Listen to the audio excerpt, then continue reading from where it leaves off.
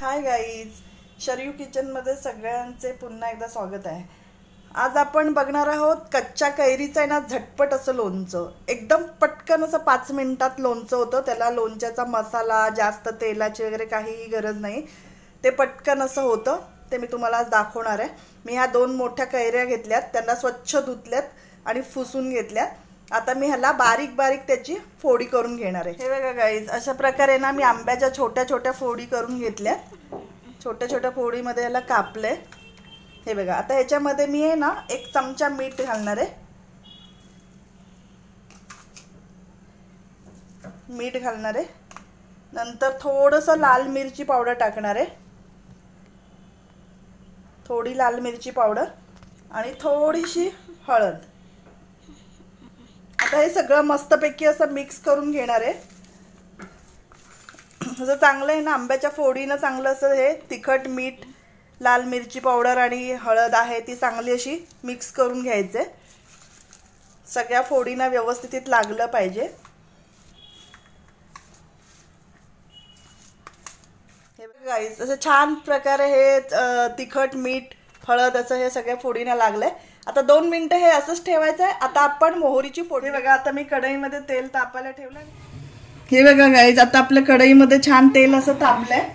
आता मी त्याच्यामध्ये मोहरी घालणार आहे। ही बघा, 1 चमचा मी मोहरी टाकते। मोहरी आपली छान तडतडते आणि थोडेसे मेथीचे दाणे घेतलेत मी, ते थोडेसे चवीसाठी ते मेथीचे दाणे मी टाकते। आता मोहरी आपली तडतडली ना की गॅस आपल्याला बंद करायचा आहे। ही बघा, छान अशी मोहरी आपली तडतडली। आता आपण गॅस बंद करूया आणि ह्या ज्या कैरीच्या बारीक मी तिखट मीठ लावून ज्या फोडी ठेवल्यात ना, त्या आता मी ह्या तेलामध्ये सगळ्या घालणार आहे आणि 2 मिनिटं आपण हेच ताटाने त्याला झाकून ठेवायचंय।